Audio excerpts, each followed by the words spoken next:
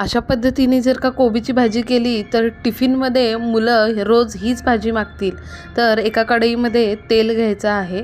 त्याच्यानंतर त्याच्यामध्ये मोहरी छान अशी तडतडली की त्याच्यामध्ये जिरे टाकायचे आहेत.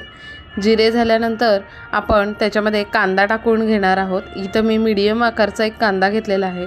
त्याला आता छान असा गुलाबी रंग येईपर्यंत परतून घेऊया.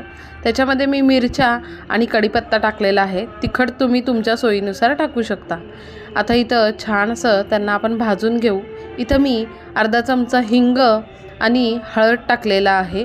ह्याला पण छान असं आपण परतून घेऊ आणि आता आपण बारीक चिरलेला कोबी आपण याच्यामध्ये टाकून घेणार आहोत.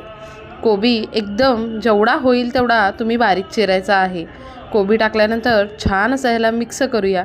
त्याच्यामध्ये मी एक टोमॅटो चिरून टाकलेला आहे आणि चवीनुसार मीठ टाकलेलं आहे.